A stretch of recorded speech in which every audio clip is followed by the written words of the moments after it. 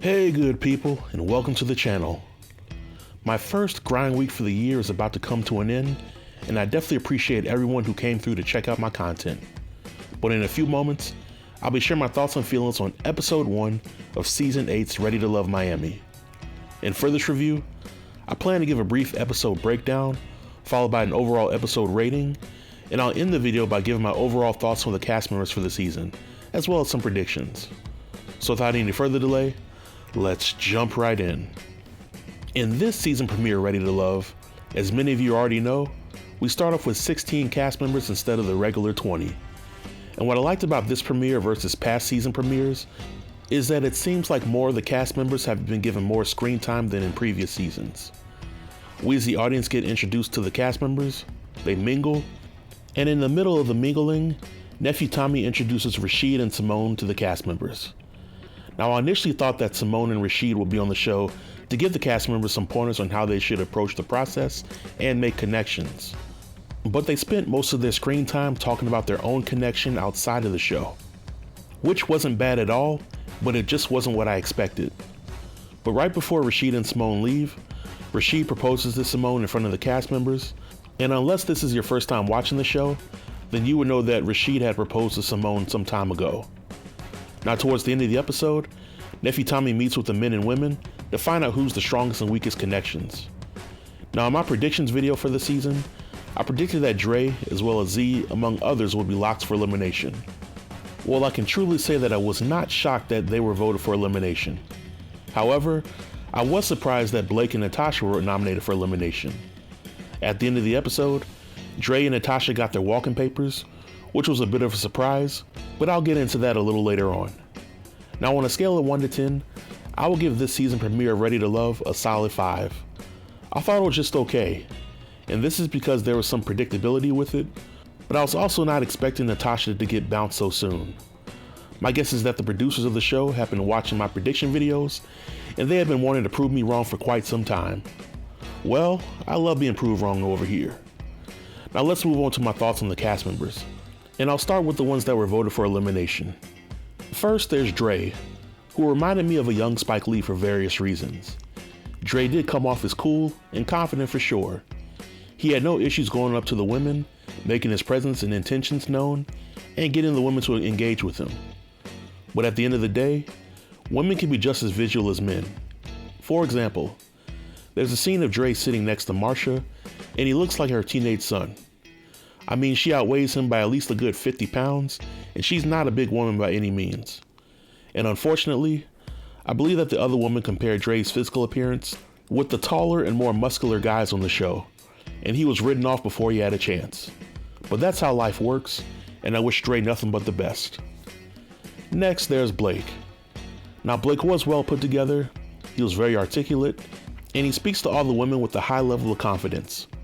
But unfortunately, a number of the women on the show had already written Blake off because he has 3 kids and he doesn't want any more at this point in life.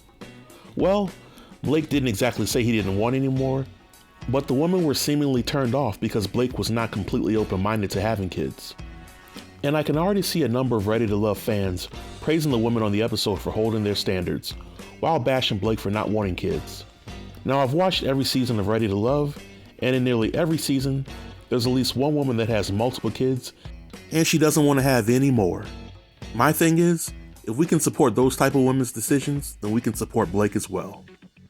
But in my opinion, Blake is working on borrowed time right now, and I guess I can say that I give him a 13% chance of making it to the finale. Now let's move on to Natasha.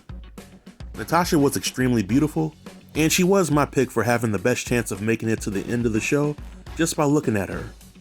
But as the episode unfolded, Natasha ironically reminded me of Simone from the resort season.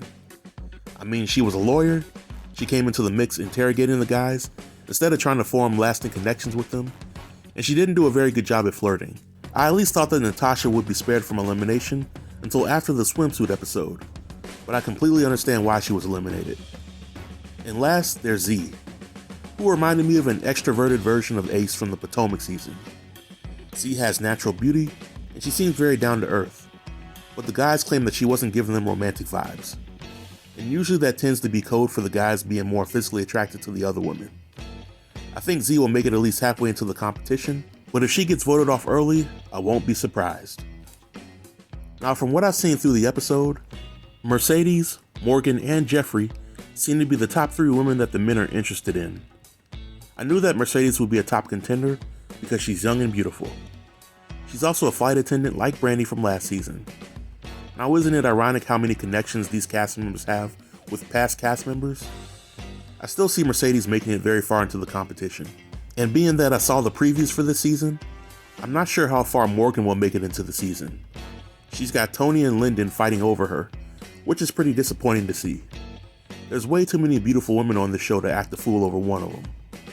And I think Jeffrey is definitely physically stunning, but I think with her having 3 kids, and with her looking for a stepdaddy, I'm not sure how long these guys will be looking to stick around with her, especially if there are other women coming into the process. Now, it seems like the women really like Tony, Blue, and surprisingly Andre as well. I think that as of right now, these guys will at least make it halfway into the season. There seems to be a push by the women to want to eliminate Lyndon simply because he doesn't live alone. And between him and Anthony, who gives me LJ vibes, and Blake, I don't see any of these guys making it far unless the new guys that are coming into the show screw up pretty early. Lastly, there's Corvea and Marcia. I think that they are both beautiful women, but I wasn't really impressed with how they came off with the guys during the episode. They were a little high on themselves while being judgmental of others. It's a little too soon to know if they'll be voted off sooner than expected, but we shall see. And this marks the end of my review. If you have any comments about the episode or my review, feel free to leave them below in the comment section, and I'll be sure to reply to everybody. Until next time, stay tuned and stay safe. Peace.